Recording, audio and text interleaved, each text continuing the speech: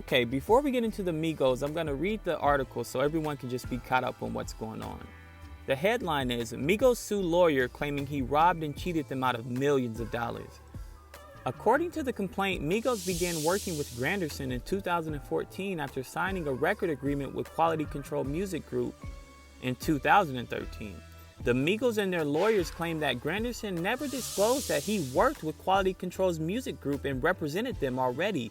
They write, quote, from the commencement of his representation of Migos, Granderson plotted and schemed to betray his clients so he could take care of himself and Quality Control Music Group, regardless of the consequences and ramifications to Migos. In the complaint, Migos and their lawyers allege that Granderson delayed the release of Culture when he orchestrated a legal dispute with 300 Entertainment in an attempt to facilitate a move to a different record label, which was Capitol Records. The complaint states, if not for Granderson delaying the release of Culture, Migos would have been able to earn additional revenue from touring and merchandising during the group's forced hiatus. Elsewhere, the Migos claim that Damian Granderson practiced law without a California license for 5 years. Wow. Whoever would have thought Migos and Quality Control would ever fall out? From day one, Pierre and Coach K painted the picture of a record label that's built on brotherhood, loyalty, fairness, and transparency.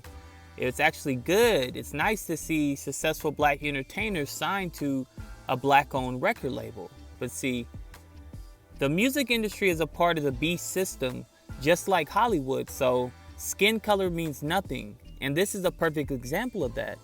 This is a dark, predator-ran industry, and the sheep and the uneducated get used, abused, and taken advantage of. Migos thought that they were in good hands and could trust their label owners, yet whole time the Migos lawyer, who I'm sure was recommended to them from execs in the first place, is Pierre's and Coach K's lawyers also. So you mean to tell me the whole time they never cared to mention that to the Migos? And they were raping these young men. The lawyer is the one who they trust to look over their contracts, and guess who's their biggest, most important contracts are from? Yes, the record label, Quality Control record label. Q was telling the lawyer, make sure they sign them, and he'd give them a cut on top of the percentage he's already getting from each one of the Migos just from looking over the contract in the first place. And look at this lawyer. You know he was playing the race card. You know he was telling these young men, it's good to have somebody the same races you have in your back looking out for you and your best interests moving through this industry.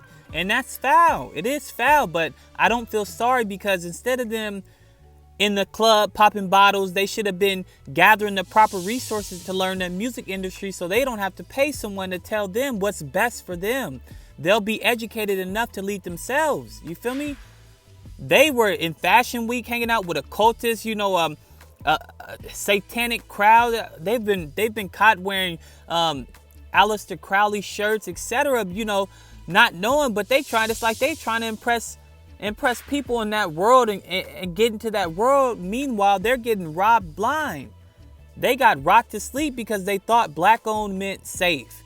Black or white, in this elite mindset-driven industry, everyone is on a race to the top, and they measure that by money and power. So whether they were signed to a white guy, a Jewish guy, or black, if they see an opportunity to trick and manipulate and turn an artist into a modern day slave, they will. And most artists won't even catch that they're being robbed for millions of dollars until their run is up, and they're not that hot anymore. And that's what's happening right now with the Migos. They're not really buzzing right now. They just released their single Racks Too Skinny last month, and it didn't do that well. It's not a hit record. Little Baby is on fire. Hit after hit. His album My Turn just went #1 and stayed for weeks. You don't think the Migos feel that energy shift over at Quality Control Records? It's not all about them anymore right now. City Girls album just flopped. Lil Yachty completely fell off. Little Mario just got murdered, and Little Baby just has that record label completely on his back right now. They don't need the Migos. Pierre Thomas responded to the lawsuit and allegations, basically saying it was foolishness. But all the details will soon come out, and we'll see exactly how much of a snake he really is. He didn't even know that the Migos knew they were being swindled out of millions. He found out when the rest of the world found out and the lawsuit went public. Artists make the majority of their money from touring in 2020. So due to COVID-19, that won't be happening. So I think you guys will start to see more artists paying attention to their contracts and finances. Now let's take a look at other artists who were slaves to the demonic music industry. Most of the artists sell out to the B system and still get abused mentally, physically, and financially. Soulja Boy's career has been struggling for a while now, and part of the reason he claims is because his ex-manager Philip Ransom, according to a lawsuit filed by Soulja Boy in 2011, Ransom pressured him into signing an oppressive contract when he was just 16 years old. The contract gave Ransom 5% of Soulja Boy's income forever and gave 50% of copyright ownership to a record label. When Salt-N-Pepa signed their first deal with Next Plateau Records in 1985, the women unknowingly agreed to be paid half the going cent per album rate with no option to renegotiate their contract no matter how successful they become in the future, which of course was very successful. By their third platinum album, the group members were only making about $100,000 per year, while the management team were making hundreds of millions of dollars off of them. Wow. Lil Wayne filed a $51 million lawsuit against Cash Money Records claiming Birdman owed him hundreds of millions of dollars and had been taking advantage of him for years. Snoop Dogg signed with Death Row Records in 1992, but by 1997 when Dr. Dre left and Suge Knight was incarcerated, he found out he too had been getting cheated out of millions of dollars and his song publishing rights were also being garnished. Mace came out and said that back in his prime, Diddy purchased his royalties from him for about $20,000 and has made millions off it in the last 2 decades alone.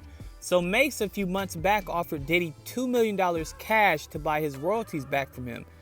Finally, after all these years, hey, you've been making millions off my royalties for all these years, bro. I'm older now, I'm a little smarter. Can I just give you $2 million right now and we just call it even? And I take them back, you've made your money off it. What did he say? No.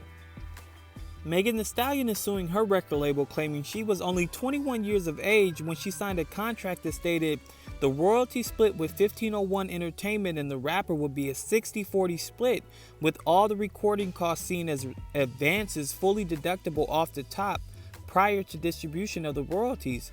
They would also get 30% of all income coming from concerts, sponsorships, endorsements, and clothing.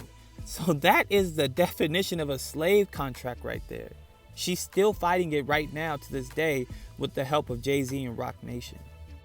When Rick Ross dropped his song Idols vs. Rivals, Rick Ross took shots at Birdman and Cash Money Records, exposing how he made DJ Khaled sign a slave deal while he was signed to Birdman.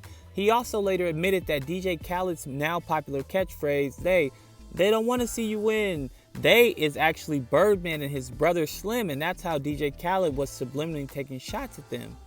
And look now, DJ Khaled's career is flourishing and Birdman just had to file bankruptcy. In 2015, Lady Gaga's contract with her record label was leaked, and it showed that she would earn nothing from licensing and special advances, and that Spotify and Interscope, her record label, would take all of it instead.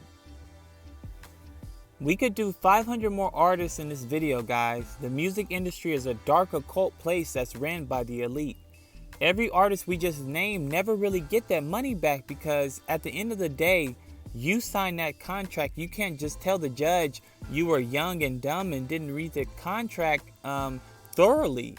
Luckily, in the Migos case, they may have a chance because they are claiming the attorney they're suing practiced law without a California license for 5 years. That's highly against the law, and let alone managing active clients in that time. See, where I have a problem with these rappers is the tough talk, shooting this gun, selling that brick, etc. Just trying to prove so hard to society that they're thugs. While in the process, they glorify violence, drugs, sex, and the occult to millions of young kids. Offset used to sing backup for Whitney Houston as a kid. Not saying that that's a bad thing, just saying, why doesn't he ever glorify that in his raps, you know? Why is it always something negative? They might as well cut the tough guy act, because if those music execs don't fear you, then what's the point? So many artists get robbed by being more focused on an image rather than their business. So yeah, you've been looking tough all these years. Now the world seeing that headline, oh, Migos robbed for millions, and you don't look so tough, you know? You don't look smart. You don't look cool. You guys look like idiots. You know, honestly. Like, comment, subscribe. Stay tuned. You know we coming with Nick Cannon. Gotta cover that.